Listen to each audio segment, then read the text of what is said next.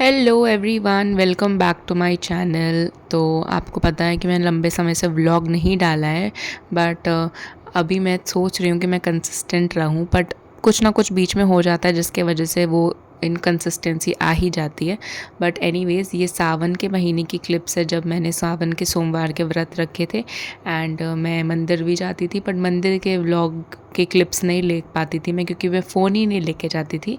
And ये मेरे घर के मंदिर की जो है सेटअप है। तो यहाँ पे मैं चूरमा बना रही हूँ, जिसके लिए आपको पहले ड्राई फ्रूट्स फ्राई करने होते हैं घी में, एंड उसके बाद आपको आटे को उसमें चलाना होता है तब तक जब तक उसमें से अच्छी खुशबू ना आ जाए। और उसके बाद अपने अपने पसंद का मीठा डाल देना है, चाहे वो चीनी हो, चाहे वो गुड़ हो, शक्कर हो, जो भी आपका मन करे आप वो डाल सकते हो। एंड गुड़ शक्कर डालने के बाद आप उसको ऑफ़ कर दो, मतलब पहले ही ऑफ़ कर दो, एंड उसके बाद वो चीज़ें डालो, ताकि जो आटा है ना वो एकदम स्टिकी ना हो जाए, वो थोड़ा सा दरदरा सा रहे। एंड यहाँ पे ना ये नेक्स्ट डे मैंने सारी जो भी मैंने पैंट्स ख़रीदे थे उसके मैंने छोटे छोटे क्लिप्स डाले हैं। अगर आपको चाहिए हो तो आप मुझे कमेंट करके बताओगे तो मैं आपको ज़रूर उसका लिंक भेज दूँगी, कमेंट सेक्शन में टैग कर दूँगी उसको। तो मेरे लिए सबसे बड़ी प्रॉब्लम होती थी ट्रैक पैंट्स ख़रीदने के टाइम पे, कि उसकी जो लेंथ होती थी ना वो बहुत शॉर्ट होती थी। तो इन पैंट्स की लेंथ बहुत लॉन्ग है। एंड लेकिन वाइट वाले पैंट के साथ में दिक्कत ये है कि वो थोड़ी सी ट्रांसपेरेंट है, जिसके वजह से मुझे उसे रिटर्न करना पड़ा। बट ये पैंट बहुत ही ज़्यादा कंफर्टेबल, बहुत ही ज़्यादा लंबी आई थी, तो मैं बहुत खुश होकर डांस करने लग गई थी। इसकी फ़िटिंग भी बहुत ही ज़्यादा सुंदर आई। इसके जैसी मैंने एक कैरेट ऑरेंज कलर की पैंट भी ली है। नहीं ना कि वाइट वाली जो पैंट है, जैसे मैंने वॉइस ओवर में बोला ही होगा कि वाइट वाली जो पैंट है ना वो थोड़ी ट्रांसपेरेंट है, जिसके वजह से मुझे उसको एक्सचेंज करना पड़ा। वरना I loved the texture of the pant, I love the material of the pant, I love the length of the pant specially. लेकिन क्योंकि वाइट है एंड थोड़ी ट्रांसपेरेंट है, वाइट से भी दिक्कत नहीं है, ट्रांसपेरेंसी की वजह से मुझे उसे रिटर्न करना पड़ा। तो ये आ गई है, लेट्स ओपन इट।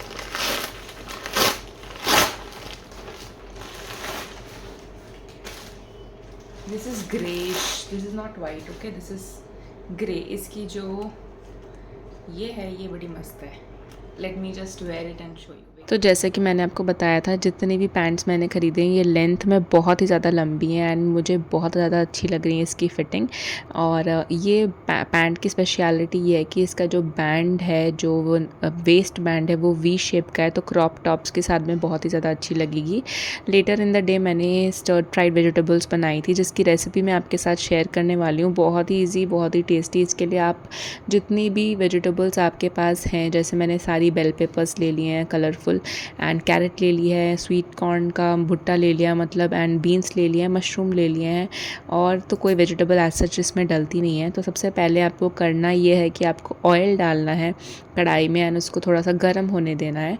ऑयल डालने के बाद ना मैं जनरली थोड़ा सा शुगर डाल देती हूँ, क्योंकि जब आप अदरक और लहसुन डालने वाले होते हो तो अदरक लहसुन फ्राई करते टाइम पे वो थोड़ा सा जल सकता है, एंड थोड़ा सा कड़वा टेस्ट आ सकता है उसका। उसको इग्नोर करने के लिए, अवॉइड करने के लिए आप अदरक लहसुन के साथ में पहले एक थोड़ा सा 1 चुटकी या 2 चुटकी चीनी डालोगे तो वो कड़वा नहीं होगा, और आप उसको आराम से फ्राई कर पाओगे।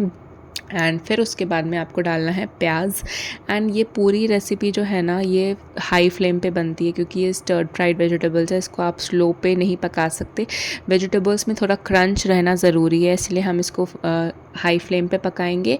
ऑल्सो इस रेसिपी को, इसमें हमने सबसे लास्ट में सॉल्ट डालना है, और सारे सॉसेस भी डालने के बाद सॉल्ट डालना है, क्योंकि सॉल्ट क्या करता है कि सारी जो चीज़ें हैं ना मतलब उसको गला देता है। तो इसलिए हमें लास्ट में सॉल्ट डालना है। यहाँ पे मैंने सारी वेजिटेबल्स जो टाइम लेती है कुक करने में उनको पहले डाला है, जैसे बेल पेपर्स डाल दिए, कैरेट डाल दिए। उसके बाद फिर मैं धीरे धीरे कॉर्न डालूँगी, बीन्स डालूँगी, और सबसे लास्ट में मैं डालूँगी मशरूम, क्योंकि मशरूम जो है ना वो सॉफ्ट वेजिटेबल है, जल्दी पक जाती है, और उसको डालने के बाद में पानी भी थोड़ा सा रिलीज़ होता है, तो इसलिए उसको सबसे लास्ट में डालूँगी। और ये पूरी वेजिटेबल्स जो है ना इसको पकने में आई थिंक विदाउट सॉसेस पकाने में आपको 20 मिनट्स लगेंगे, ताकि ये अच्छे से कुक हो जाए पर क्रंच भी रहे साथ में। मेन स्टर्ड फ्राइड वेजिटेबल्स का कॉन्सेप्ट ये होता है कि आपकी जो वेजिटेबल्स है वो कुक भी हो, टेस्टी भी लगे और क्रंच भी रहे, हेल्दी भी रहे। तो उस कॉन्सेप्ट के साथ इसको बनाया जाता है। तो यहाँ पे मैंने मशरूम्स डाल दिए हैं एंड इसके बाद मैं इसमें 5-10 मिनट्स पकाऊंगी। एंड तब तक, जब तक ये पक रहा है हाई फ्लेम पे, हम इसकी सॉस तैयार कर लेंगे, जो कि आप आगे क्लिप्स में देखोगे। तो सॉस बनाने के लिए सबसे पहले आपको शेज़वान चटनी चाहिए। यहाँ पे मैंने स्मॉल पाउच में जो शेज़वान चटनी आती है वो फुल ले ली है। आप अपने हिसाब से आपकी कितनी क्वांटिटी है सब्जियों की, उसके हिसाब से सॉस बनाना। फिर मैंने यहाँ पे 2 टेबलस्पून सोया सॉस लिया है, 1 टेबलस्पून विनेगर लिया है एंड 2 टेबलस्पून टमेटो सॉस लिया है। आप चिली सॉस भी डाल सकते हो आपका अगर मन है तो।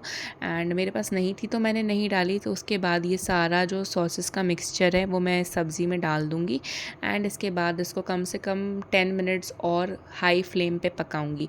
अभी तक मैंने इसमें नमक नहीं डाला है, आप ध्यान रखना। नमक मैं सारे सॉसेस डालने के बाद डालूँगी और वो भी टेस्ट करके डालूँगी, क्योंकि सॉसेस में ऑलरेडी सॉल्ट रहता है, तो वो चेक करके डालना। रैंडमली जैसे आप सब्ज़ी में नमक डालते हैं वैसे मत डाल देना, क्योंकि उससे आपका जो सब्ज़ी है उसमें नमक तेज़ हो जाएगा। तो इसको पकाने के बाद फिर मैं इसमें टेस्ट करने के बाद जो सॉस का जो ये है, टेस्ट करने के बाद में फिर मैं इसमें नमक डालूँगी। जब मुझे पता लग गया है कि मेरी सारी वेजिटेबल्स प्रॉपरली कुक हो चुकी हैं, तो मैंने यहाँ पे टेस्ट करने के बाद में नमक डाल दिया है। नमक डालने के बाद मैं इसको हार्डली 3 to 4 मिनट्स और चलाऊँगी, ताकि जो नमक है वो अच्छे से मिक्स हो जाए। एंड आप इसमें ब्लैक पेपर का पाउडर भी डाल सकते हो, मैंने भूल गई हूँ शायद डालना। एंड थोड़ा सा पानी डालने के बाद मैंने इसको ढका है फॉर 1 or 2 मिनट्स, बट इससे ज़्यादा नहीं ढकना है, क्योंकि आपको पता है ना कि वेजिटेबल्स थोड़ी क्रंची रहनी चाहिए। मुझे ज़्यादा क्रंची नहीं पसंद है, इसलिए मैंने इसको 2 to 3 मिनट सिर्फ पानी डाल के ढक दिया है, ताकि जो वेजिटेबल्स है वो अच्छे से कुक हो जाएं।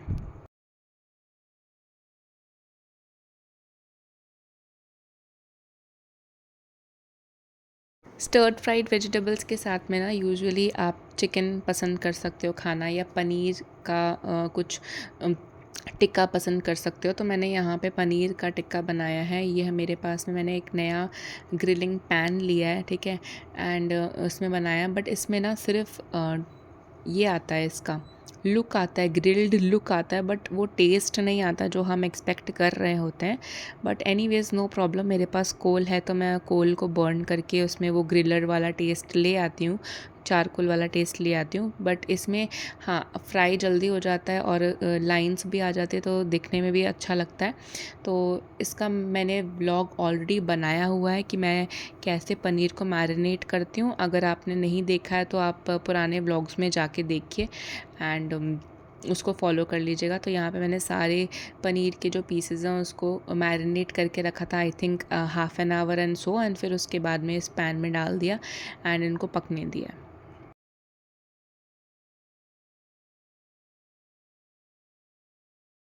और ये हमारे पनीर जो हैं वो कुक हो गए हैं, तो इसको मैं निकालने के बाद अभी जाऊंगी नहाने। मैं मोस्टली कुकिंग करती हूँ संडेज़ को या सैटरडेज़ को, जब छुट्टी होती है, क्योंकि ना वीकडेज़ में इतना टाइम नहीं हो पाता कि मैं स्पेशली कुक करूँ। एंड मुझे ना चटपटी चीज़ें बनाना ज़्यादा पसंद है। तो इसके बाद मैं जा रही हूँ नहाने के लिए। तो यहाँ पे मैंने सोचा कि आपके लिए get ready with me body care version भी शूट कर लिया जाए, क्योंकि बहुत लोगों को मेरे चैनल पे get ready with me body care version बहुत पसंद आता है। तो यहाँ पे मैंने एक सेंट डिवेंस का बॉडी वॉश ले लिया है, जिसको मैंने ये नेचुरल लूफ़ा जो होता है उसमें डाल लिया है।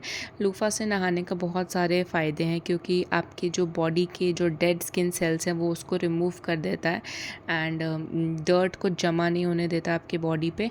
एंड ये इसका बहुत अच्छा फ़ायदा है। और आपके जो आपने देखा होगा बहुत सारे वीडियोस में लोग ड्राई एक्सफोलिएशन करते हैं, तो वो ऐसे ही लूफ़ा को लेके ड्राई एक्सफोलिएट करते हैं। बट यहाँ पे मैंने इसको नहाने के टाइम पे इस्तेमाल कर लिया। फिर मैंने शैम्पू यूज़ किया है ये वाला, जो कि मुझे फ्री पैकेज में आया था। मैंने एक बड़ा लॉरियल का शैम्पू लिया है लेकिन वो बिल्कुल भी अच्छा नहीं है, ठीक है। एंड उसके साथ ये जो फ्री आया है ये बहुत अच्छा है। जो पहले येलो वाला भी यूज़ किया था वो भी बहुत अच्छा है, लेकिन अभी जो लिया है वो बिल्कुल भी अच्छा नहीं है, मुझे बिल्कुल भी पसंद नहीं आया। उसका रीज़न मैं आपको जब मैं वो वीडियो बनाऊँगी तब मैं आपको बताऊँगी। एंड ये बहुत ही ज़्यादा अच्छा है, आपके बालों को ना स्कैल्प को क्लीन कर देता है और बालों को बाउंसी लुक भी देता है, सॉफ्ट भी बनाता है, इसलिए मुझे ये बहुत अच्छा लगा है। तो हम लोग क्या करते हैं ना, जनरली हम लोग बॉडी की केयर करते हैं, फेस की केयर करते हैं, हेयर की केयर करते हैं, लेकिन फ़ीट की केयर कोई नहीं करना चाहता डेली बेसिस पे। सब चाहते हैं पेडिक्योर करवा ले, मैनिक्योर करवा ले, बट डेली बेसिस पे अगर आप प्यूमिक स्टोन से अपने फ़ीट को नहीं रब करोगे तो आपके फ़ीट पे ना बहुत ही ज़्यादा डेड स्किन जम जाएगी, आपकी फ़ीट आपके बॉडी से काली लगने लगेगी। इसलिए प्यूमिक स्टोन से फ़ीट को रगड़ना बहुत ज़रूरी है। फिर उसके बाद मैंने फ़ेस वॉश किया है, जहाँ पे मैंने डर्माको का फ़ेस वॉश यूज़ किया है, जिसमें हाइलुरोनिक एसिड है, ग्लाइकोलिक एसिड है, और ये ऑयल बहुत अच्छे से कंट्रोल करता है हमारे फेस पे। एंड स्पेशली ऑयली स्किन के लोगों के लिए बना है ये, तो मैं बहुत ही ज़्यादा इसको प्रेफर करती हूँ। तो नहाने के बाद भी अभी स्किन केयर बचता है दोस्तों, बॉडी केयर के बाद में। तो यहाँ पे मैंने कॉसरएक्स का AHA BHA एक्सफोलिएटिंग टोनर ख़रीदा है, जो कि बहुत अच्छा है। मैंने इसको इस्तेमाल किया। आई थिंक कॉसरएक्स के सारे प्रोडक्ट्स बहुत अच्छे हैं। मेरे को स्नेल म्यूसिन अभी भी परचेज़ करना है, बट मैं नहीं कर रही हूँ क्योंकि मेरे पास बहुत सारे मॉइस्चराइज़र्स पड़े हैं। एंड इसको फिर मैंने ड्राई होने के लिए थोड़ा टाइम दिया है, एंड ये ड्राई हो जाएगा तो फिर मैं इसके बाद लगाऊंगी मेरा सीरम, जो कि है सैलिसिलिक एसिड का कैफ़ीन का सीरम। ये भी बहुत अच्छा है, बहुत लाइट वेट है, ऑयली नहीं है टेक्सचर में, बहुत ही ज़्यादा वाटरी इसका टेक्सचर है या फ़ील है, ऑयली फ़ील नहीं है, तो इसलिए ऑयली स्किन वालों को बहुत ही अच्छा ज़्यादा लगेगा।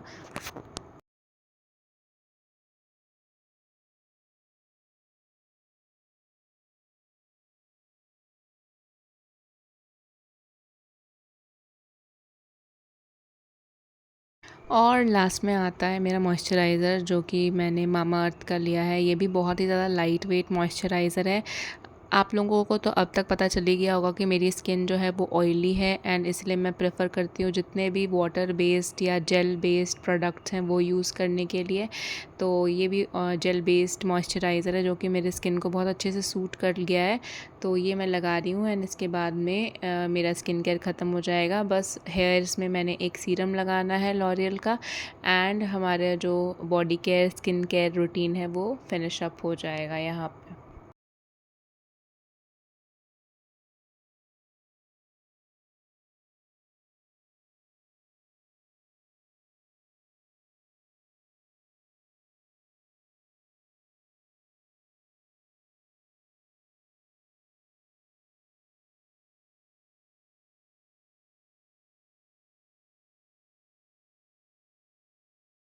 और यहाँ पे मैंने ये लॉरियल का ये वाला सीरम लिया है, जो कि रेड कैप वाला है। हाँ, मेरे को नाम याद नहीं है, बट रेड कैप वाला सीरम लिया है। एक येलो वाला भी आता है, येलो वाला सॉफ्ट बनाता है बालों को, बट उसमें इतनी ज़्यादा अच्छी फ्रेगरेंस नहीं होती है जो बहुत लंबे समय तक आपके बालों में रहे। बट ये जो रेड कैप वाला सीरम है, इसकी जो फ्रेगरेंस होती है वो बहुत लंबे समय तक के लिए आपके बालों में फ्रूटी फ्रूटी फ्रेगरेंस रहती है, जो कि मुझे बहुत ही ज़्यादा अच्छा लगता है। एंड इसके बाद हम चलेंगे लंच करने के लिए, एंड लंच में जो मैंने बनाया है हम वही खाएंगे और आप देखना। Hi guys, welcome back to my channel. और जो लोग नए हैं उनको वेलकम टू माय चैनल। और एक्चुअली मैं अभी लंच अपना डालने के लिए आई हूँ, खाने के लिए। एंड बहुत लेट हो गया है क्योंकि बनाते बनाते थोड़ा लेट हो ही जाता है। ऑल्सो मैंने रिसेंटली जिम ज्वाइन किया है ना, तो मेरे पैरों में इतनी दर्द है क्योंकि मेरा कल यानी सैटरडे को लेग डे था। And I am trying to eat clean, ठीक है, आई एम ट्राइंग। तो कभी इस व्लॉग में आपको कुछ उल्टा पुल्टा खाते हुए दिख जाऊँ तो आज संडे है ये जान लेना। और मैंने पूरे हफ्ते बिल्कुल क्लीन खाया है, बिल्कुल भी शुगर टच नहीं किया, बिल्कुल भी राइस तो मैंने बहुत टाइम से नहीं खाया, मैंने ब्लॉग बहुत टाइम से नहीं बनाया तो कुछ अपडेट ही नहीं है। लेकिन मैंने डाइट वाली डाइट आई थिंक 22 जुलाई से स्टार्ट कर दी थी,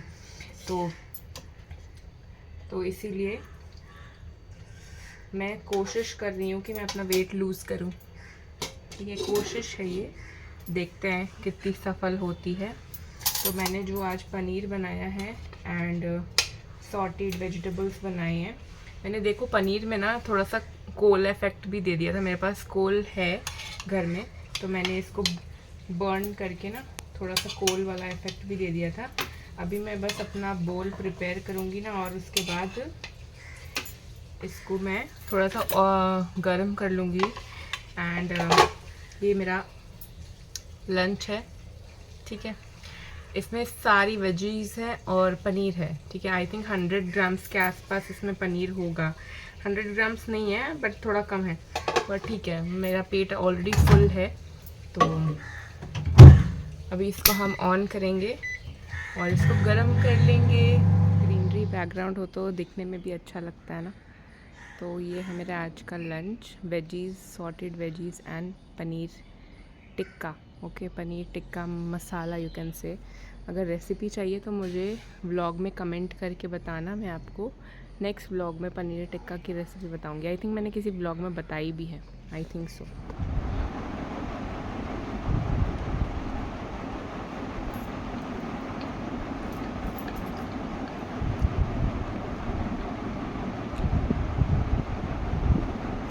ये बहुत टेस्टी बनती है, मतलब इससे ज़्यादा टेस्टी मैंने स्टर फ्राई वेजिटेबल्स नहीं खाए हैं।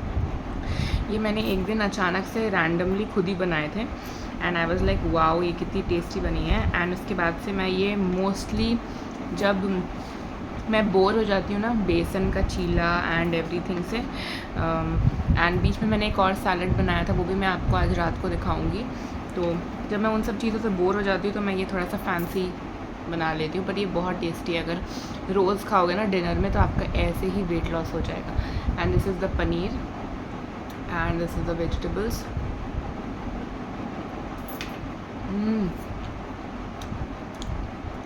पनीर में जो कोल का इफेक्ट आया ना, इट्स लवली। एक बार बना के देखो एंड उसके बाद आप मेरे फ़ैन हो जाओगे, क्योंकि मैंने आपको ये रेसिपी बना के बताई है। बहुत टेस्टी है, ये बहुत टेस्टी है। मैं खा लेती हूँ एंड आपसे बाद में मिलती हूँ। बाय।